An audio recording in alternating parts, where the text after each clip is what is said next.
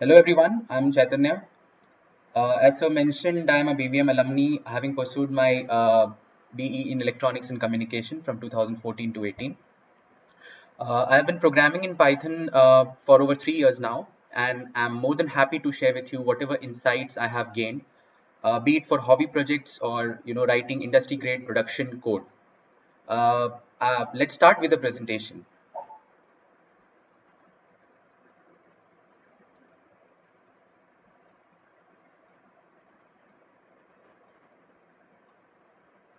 Okay, is my screen visible?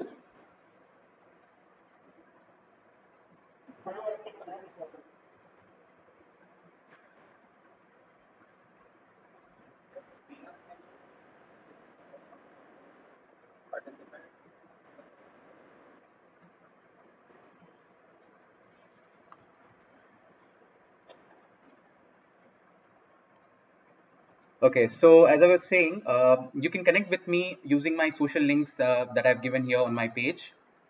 And first of all, I'm thankful to all of you for joining us in this webinar on creating ebooks from web pages. I'm also grateful to all our faculty members who have chosen to attend this talk. And on behalf of all the students, thank you for caring about us beyond what your job requires. So why this webinar? Well, first, let me list the objectives behind giving this talk. I've been using web scraping for my personal projects for quite some time, and I hope to inspire you to do the same. In this talk, we'll retrieve HTML from a web page, filter out things that we need, and make an ebook out of it. And in doing so, we will touch upon beginner issues like the problems you face while making your own projects, like when writing code to solve your problem, and also learn some pro aspects of programming, like using the standard library, exceptions, documenting your code, and virtual environments. I do have some assumptions that you are familiar with HTML tags. If you are unaware, anything which is contained within these angular bracket is called a tag. Common examples are HTML, title, body, anchor, image, etc. I also assume that you have programmed in Python 3 before, that is, you understand the syntax. If you are not fluent with it, there's no problem. There are some dependencies in terms of what software we are going to use. For the most part, I'll be using pure Python, and by Python, I mean Python 3. I have mentioned Python 3.7 because there are a few features that were not available until 3.7. Only two external dependencies that you have to download, which is Beautiful Soup and XML with relation to Python. You can easily download these using pip install and whatever the specific name of this package is. The other two main things that we'll use specifically for ebooks is Pandoc and Kindle Gen. So Pandoc, as the name suggests, allows you to convert between various document formats. Like, so in our case, we'll convert from HTML to EPUB, which is a commonly used ebook format. And finally, we'll convert that EPUB into Kindle specific formats like Mobi using Kindle Gen. Both of these are command line utilities. You simply have to download and save it somewhere, and you can run it from your command prompt. Okay, so motivation for this talk. So my uncle, who's a lawyer, gave me this problem. As a lawyer, he has to regularly refer to court judgments that are available online. And as an avid reader, he was wondering if he could read these judgments on his Amazon Kindle. Let's first see how one of these judgments looks. We are visiting a site called indianqanun.org, and this is a sample page from the website. So as you can see, we have some extra stuff over here, but the main document is here. So this is a Supreme Court of India judgment, and this is the title of the judgment, and rest of the this is the complete judgment. As you can see, if we convert this into an ebook, it will span hundreds of pages. Uh, Another important thing to note is that each of these articles contains links. So when we are converting, we have to make sure that we are also including the links. So when someone is reading, for instance, and someone wants to refer what Article 32 says, he can click on this link and see whatever is on that page. All right, so I did solve this using Python, but let's first see how this looks. So this is the view from his Amazon Kindle.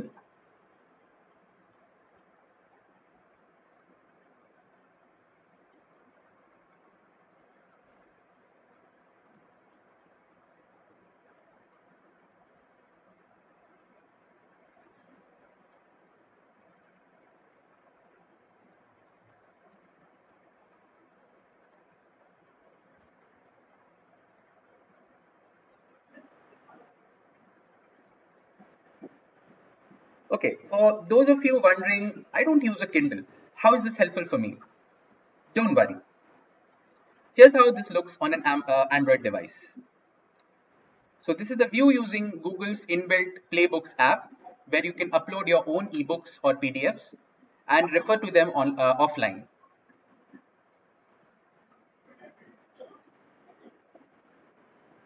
As you can see, we have preserved the links as well. So when you're reading, let's say any other ebook that you have generated by yourself, you can click these links and they'll be just as accessible as anything else on the page.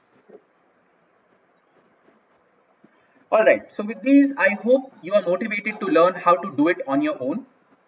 So the next question is how to do it. The steps are really simple. We first send an HTTP request to the server for the file. We then get the file, filter out the title and the judgment. Now this is specific to our problem, but this can be anything. If let's say you're scraping a blog, it could be the heading of the blog and the remaining content. Then we save this to a text or HTML file. We'd rather save it as HTML because then all the tags, including images, videos, and simple links, will be conserved. Lastly, we'll convert this file to an ebook, particularly one that is compatible with both Android and Kindle. But first, some prerequisites. So to send a request and retrieve a file, we'll use Python's inbuilt URL-lib module, and we'll import a method called request. Now the simple way to use this is we'll import request, we'll open the URL using URL open, read it, and then decode it into UTF-8 or Unicode format. Now decoding this into Unicode allows us to access characters other than just the simple ASCII characters.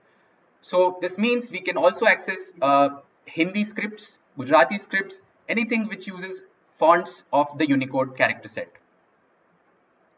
So this is the way to get the response from the server. Okay. So hopefully we'll try to, what we are getting as a response is a stream of bytes which represents an HTML file available on the server. Okay. Now the next thing is, in our program, we need to convert this response into an HTML object so we can work on it. For that, we'll use beautiful soup and import it like this. We'll simply define the HTML as this, beautiful soup, the response, and the type of parser. The commonly used parser here is LXML, which is based on the LXML parser written in C. Okay, now once we have the HTML file available in our code, we need to look for sections containing the title and the summary. These sections are in the so-called HTML tags.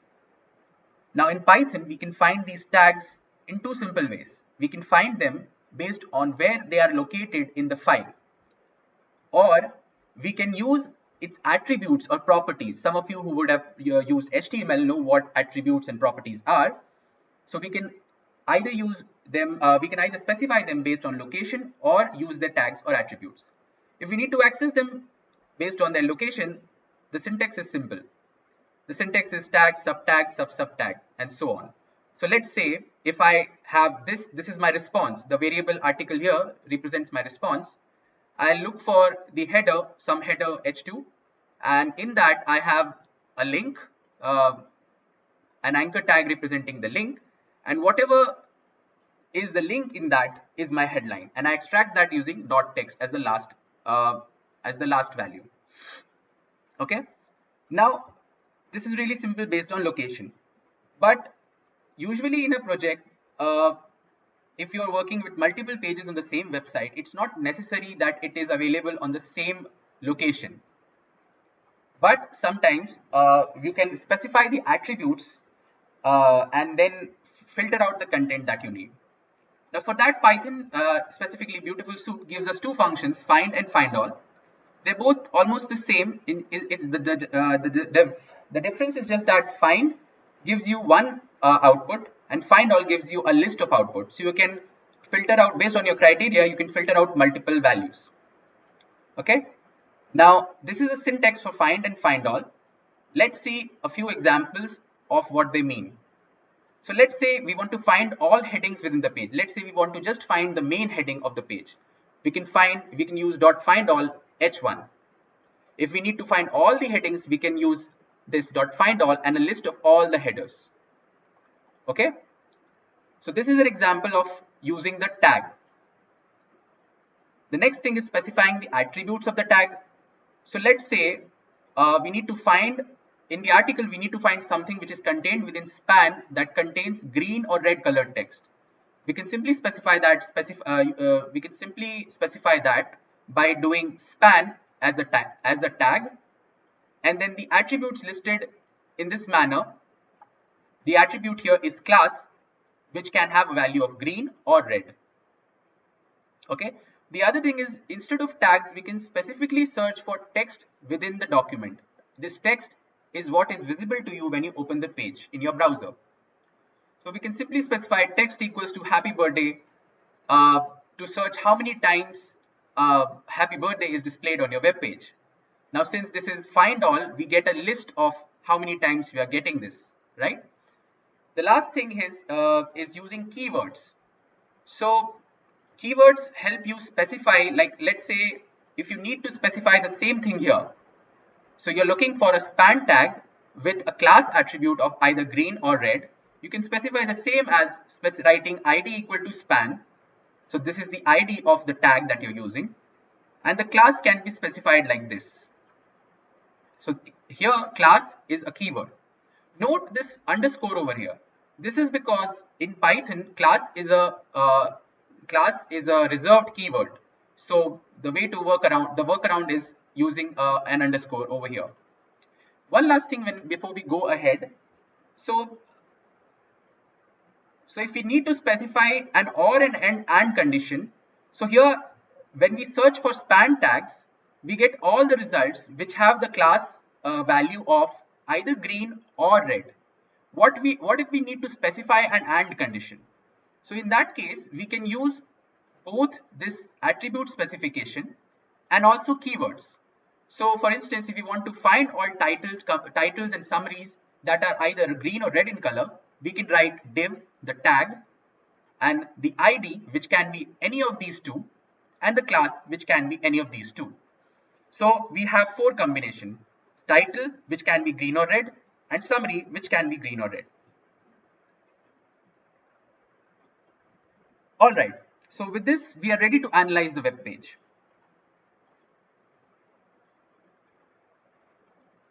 Okay. So we'll see what the source code of this web page, what we can figure out from the source code of this web page. So what we're looking for is the heading of the article and the remaining content. Okay, we'll try to view source.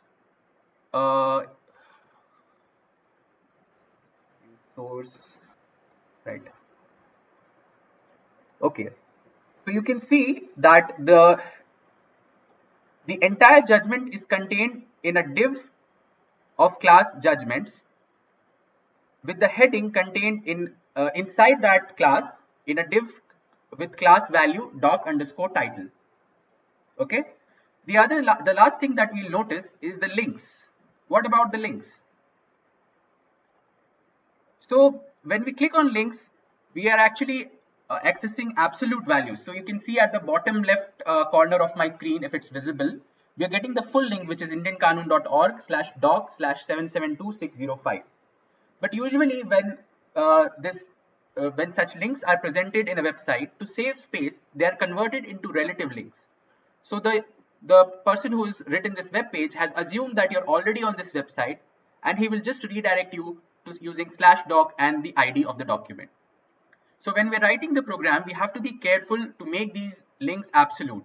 And to do that, we simply will append the base URL over here. Okay, so let's get back.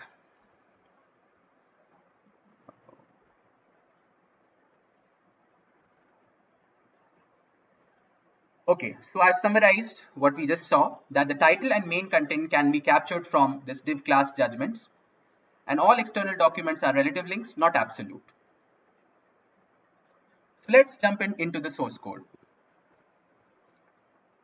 So the first thing we will do is create a local copy of HTML by using the function generate HTML. The user will give us the URL ID, which is the ID for that document.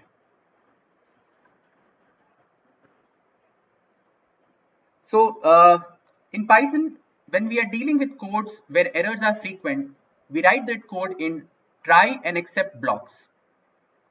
Okay. Here try specifies our logic. So this is the logic we are trying to implement. And exception defines what to do when an exception occurs. So as you can see here, we'll simply print the exception. Okay. So what are we trying to do in our code? So first we'll take the URL ID and append the base URL, which is this indianqanun.org. And this is the actual URL we are trying to access. Okay. This URL will again, as I had explained previously, we'll send this URL into the response the URL open function and try to read it. So this will be our response that we get from the server. We'll try to make an HTML object out of it, and from that object we'll find the judgment and the title. Now judgment will specify the div tag with a class value of judgments, and title will specify div tag class value of doc title. And since we just need the title, we don't need extra HTML code over there, so we'll just take out the title using dot text. So that will just give us the text and no external tags.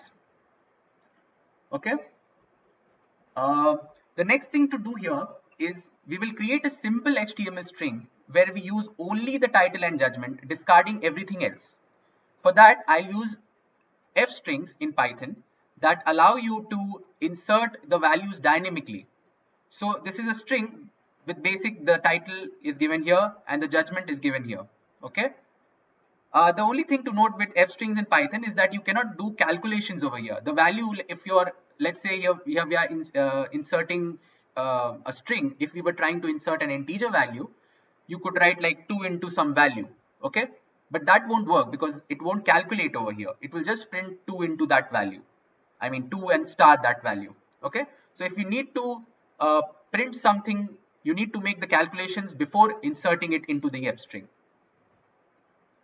Okay. Then we'll open the file. We'll open a file. We'll create and open up a .html file, the title of which will be the URL ID that our user gave us, and we'll write to it. Okay. So let's see what result this code gives us.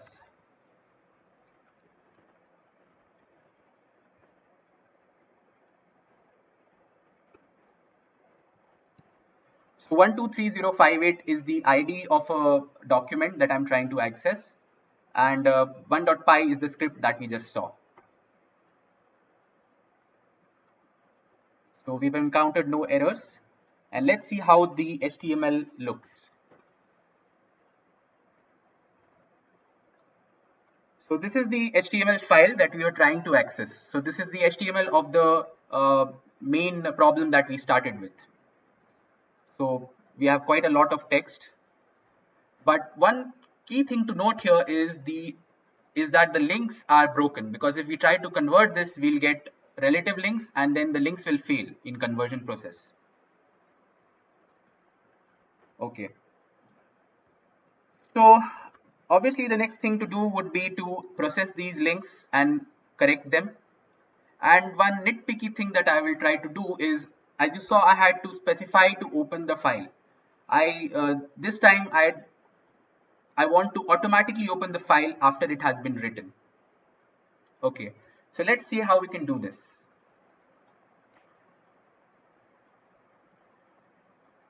To fix the links, we use something called regular expressions, regex in short.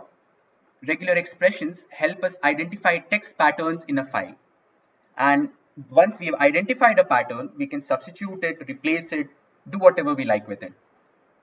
To do this in Python, we'll import RE module, And what we are trying to do is, see, let's first see what we are trying to do. So we just need to insert this URL, the base URL, before whatever the link of the whatever link is available to us. Okay. So in HTML, any link is specified using href equal to something, and it's specified between open commas like this.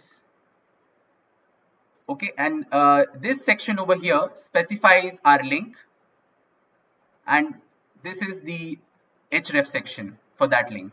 Okay, and we just need to insert the base URL in front of the link. Don't worry, I'll explain what these 1 and 2 and everything else means. Okay, so we are looking for the hyperlink reference, this keyword exactly, the quotation marks, and then this section is our actual link that we already have in the file, and the end quote mark.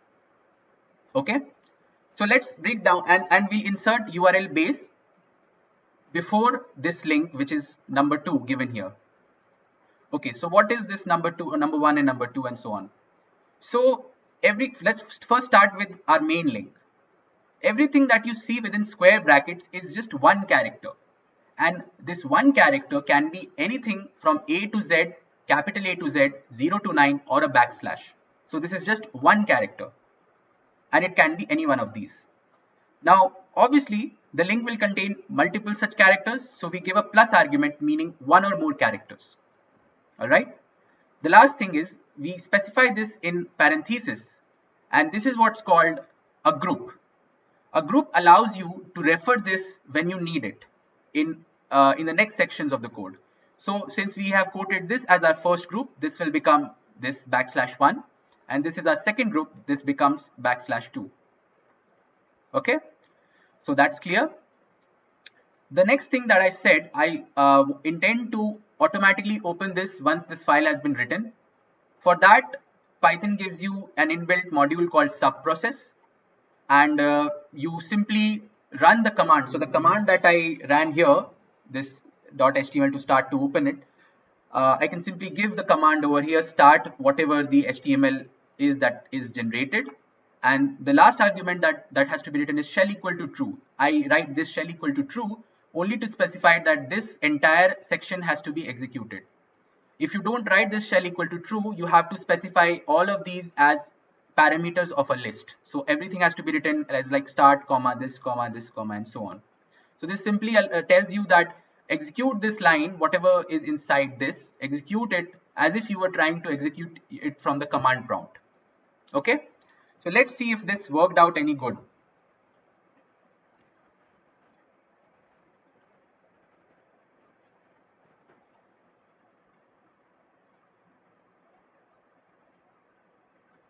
Okay, so the document opened up automatically. Let's try to visit the link. Okay, so the link is also working fine. All right. So this code is working fine and it's meeting our requirements. The last thing we need to do is create an ebook. To create an ebook, we simply need to use Pandoc and Kindle Gen, and I'm giving you a template command to run. So this is Pandoc, the input file, and the output file, which is EPUB. You can also include a cover image, the title page, by specifying EPUB cover image and path to the file. Okay. So once you've done that, you will get the EPUB. If this line executes successfully, you'll get the EPUB. And if you want Kindle compatible format, you simply can specify Kindle Gen and the input EPUB. Okay, let's try to run this.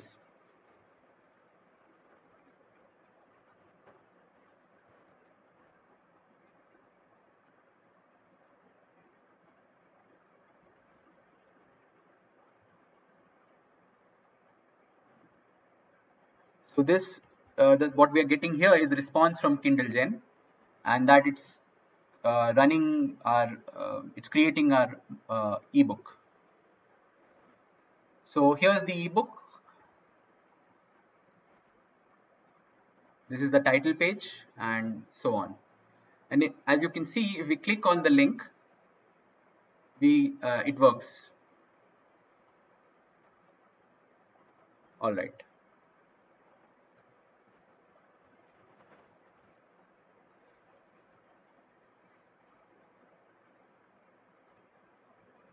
Now that we've solved this problem, we'll look at a few things from a software developer's perspective. The code that we just wrote is not much suitable for using in actual software. Let's see why. Look at this section over here.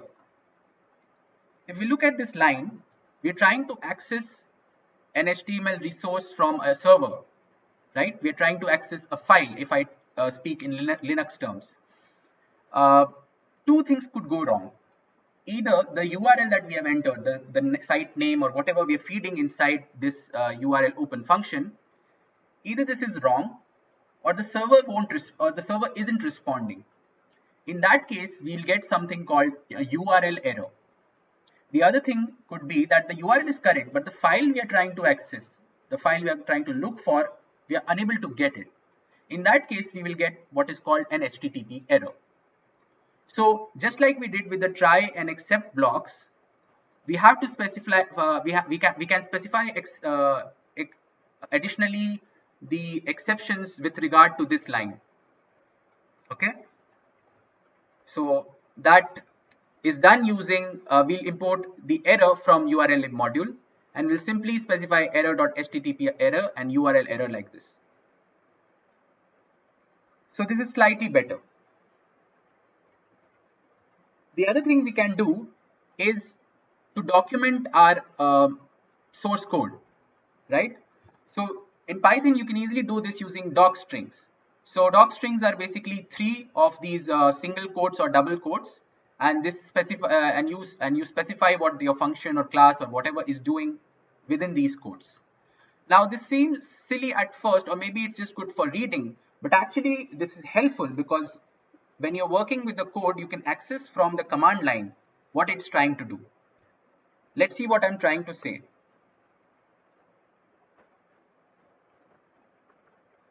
So this time, 4.py is the same code. It's just I've added that string in the third program. Okay. So we'll run this with a simple difference in that I'm using -i, which is to run this code in interpretive format.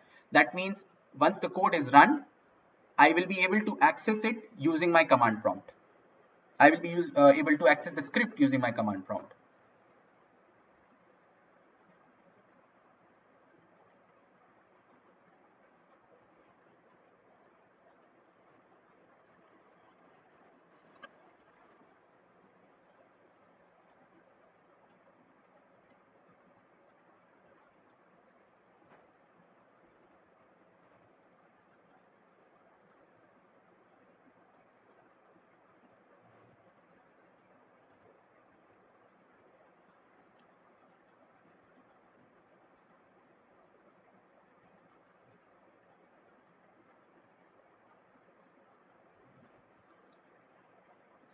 Okay, as you can see, we are here in the Python interpreter, and let's say if we want to look up what this get mobi function does.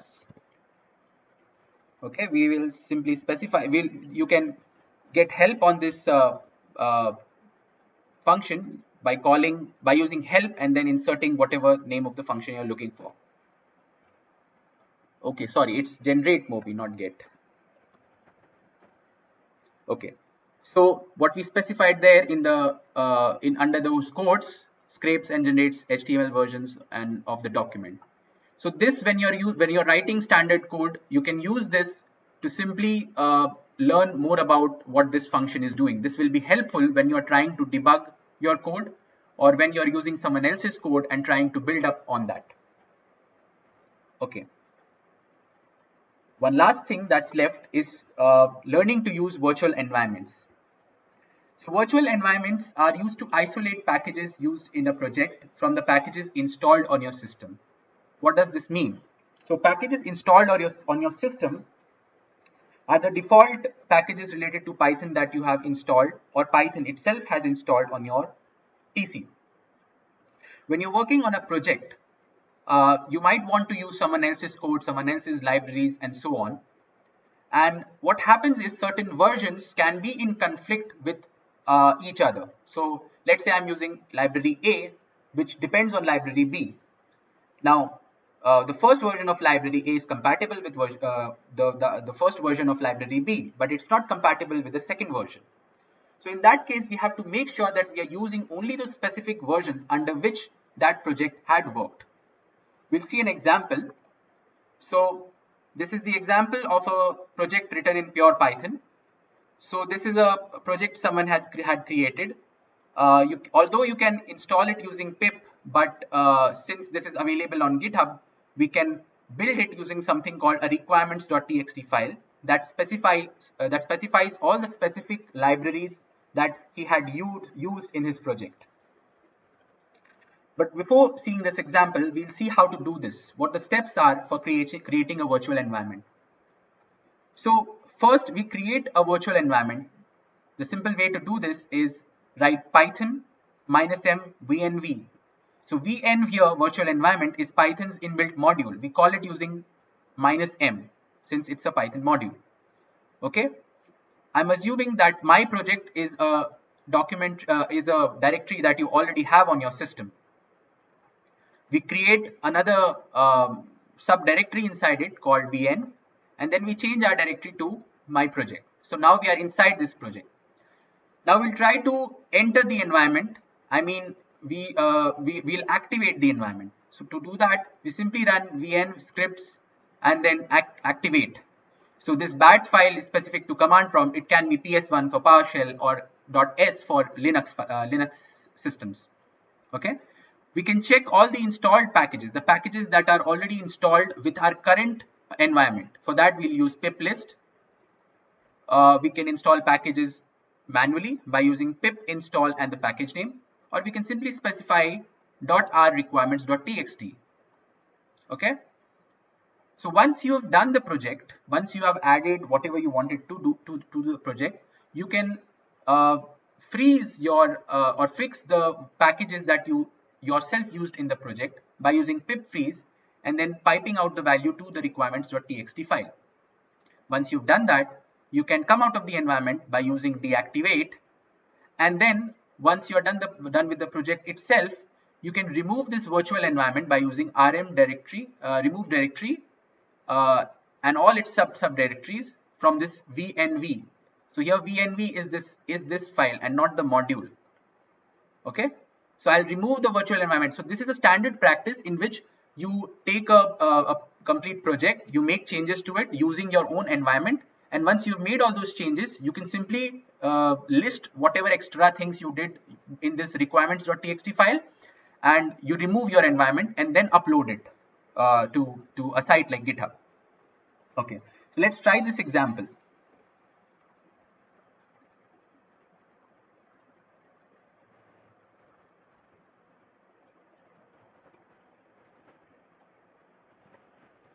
So first we'll clone this repository to get a local copy.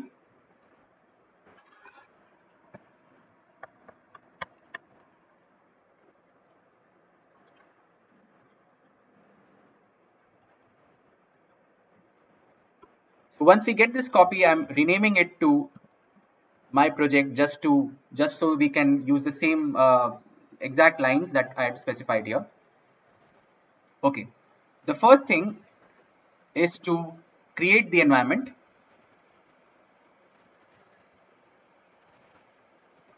So if I execute this, I have created the environment, and now I'll change my directory. Okay, this will take a couple of minutes.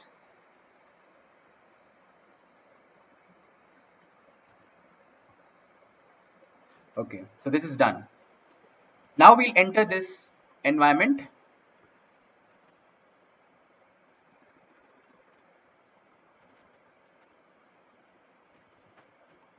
Since I am on PowerShell, I'll run .ps1. Now we are inside the environment. We can check whatever modules we have installed in this for this environment by using pip list. So we have two extra packages installed, that's pip and setup tools. Now we may want to install all the extra packages that the user had used when he was working on this project by installing from the requirements.txt file. So once that is done,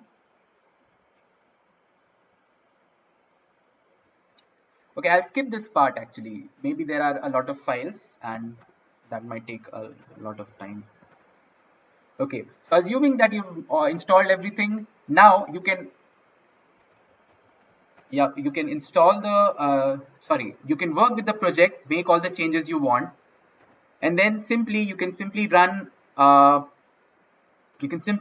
freeze your dependencies by using pip freeze requirement.txt, and then deactivate from the environment and remove the directory.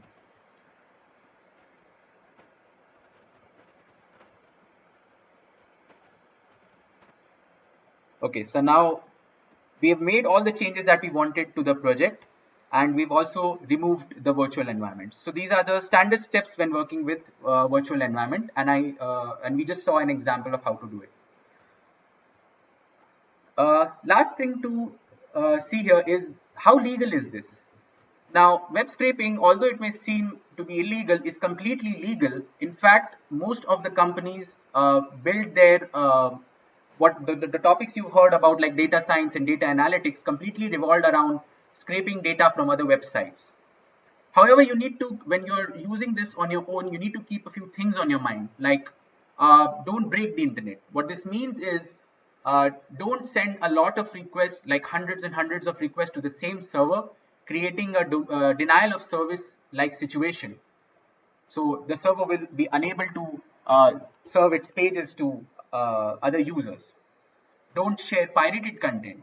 So obviously this is illegal, sharing pirated content. It's like torrenting. Using torrents is completely legal, but sharing pirated content isn't. Okay. Don't access and share data that is not accessible publicly. What I mean by this is, if you're using a website that is private and accessing files that are accessible only to a certain group of people, don't use that data or publish it in your papers. Okay, publish the fact that you've used or accessed that data. Last thing is, if you're working for a company or a project, know the legalities of you scraping the data for monetary reasons, because if money is involved, some projects or some data sets, specifically in data science, they have a certain honorarium that you have to pay if you're using or making money out of their projects. Okay, the last thing is use of APIs. So if you're scraping stuff from like social media sites like Wikipedia and Facebook, you might want to use their APIs, because these big companies, they don't want you to be fiddling with their individual pages. So they separately give you APIs, like even Telegram, they give you separate APIs using which you can create your own bots, which automate doing things like this that we saw in the project. Okay, so now that we are done with it, I have a small homework for you all. Using the same code, that is the last code, you can scrape, I intend you to scrape this article on this web page. Okay, it has a few links, it has a few code sections, some images and so on, and create your own ebook out of it using the code from this talk, right? I've given the steps again for your reference, and I wish you to implement this on your own and open it up using your Google Playbooks app. I'll post the solutions on Saturday if you need to refer this, and it will be posted as the next slide of this talk. Okay. These are some of the references. Corey Schaefer is a YouTuber who makes a lot of good videos on Python. You can read about web scraping, regular expressions, virtual environments, and so on. And Web Scraping with Python by Ryan Michel is a good book to understand how to program using Python in specifically with web scraping. It's not an easy book to follow, but if you need to use certain sections of it, it can be a good reference book. And this last is the legal aspects, which I have referred from Data Carpentry's website. So with this, we come to the end of this webinar. I'm open to all your views on this. Thank you.